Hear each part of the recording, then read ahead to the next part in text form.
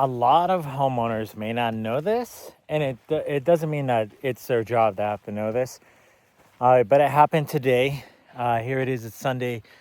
Beautiful day for a hike, and I figured I'd share this story. It's a house in Platt Park, and basically it's owner occupied, and it's a fixer-upper home. You know, it does need some work, so that's why they did reach out to us, because that's what we specialize in. We buy fixer-upper homes.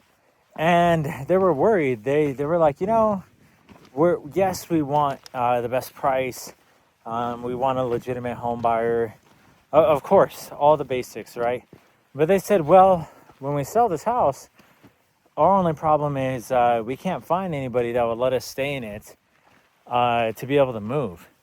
And I was kind of confused because I was thinking, what, you haven't found anybody? And they were like, no, all the other investors and home buyers are saying, hey, we want to be able to move into the house, or if it's an investor, we want to be able to start fixing it up right away, right after we close. That's not how we operate. If you have to move for whatever reason, I mean, we can always just do a post-closing occupancy. And I don't mean move for any reason, but if, you have to move because the reason is you sold the house. Maybe you're moving in with family. Maybe you have a second home.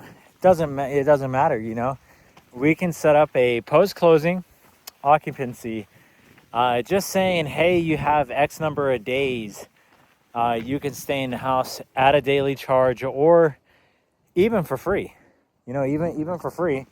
I've done that plenty of times, especially if it's only 2 weeks. That's not a big deal at all. And we've done it all the time.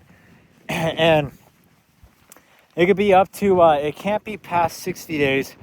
Otherwise, it turns into a lease.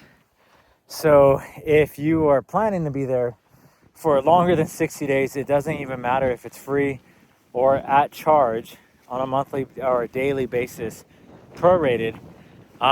You're going to have to sign a lease after that time period.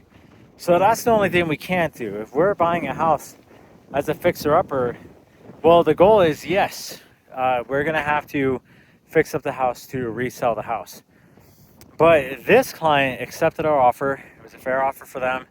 We're going to close at the end of March. They needed a really quick close.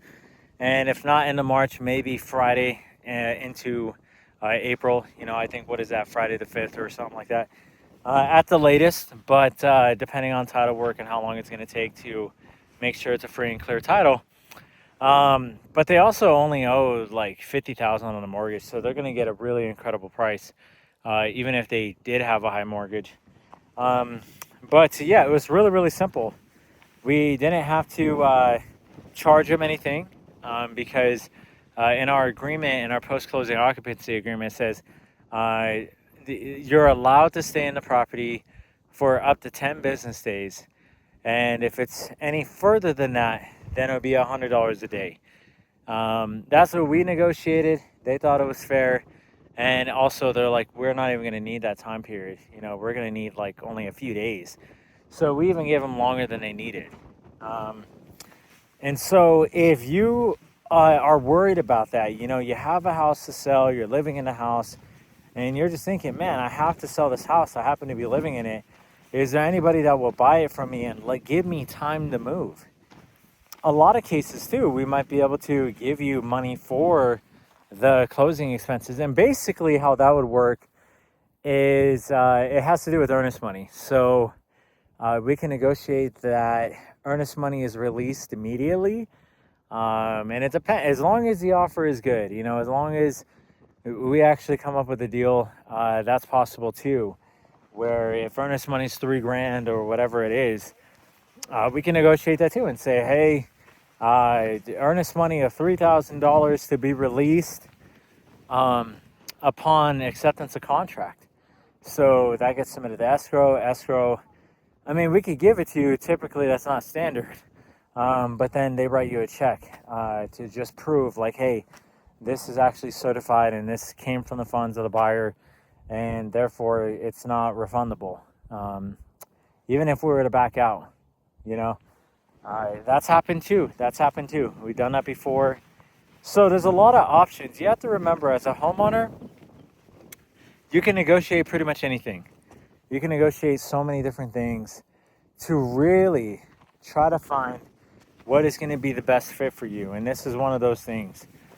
You could totally do a post-closing occupancy agreement so you have time to move out and relocate after the sale of a house. So it's you can go to our website. Our website is sellcoloradohouse.com to learn more, and we'll talk to you soon.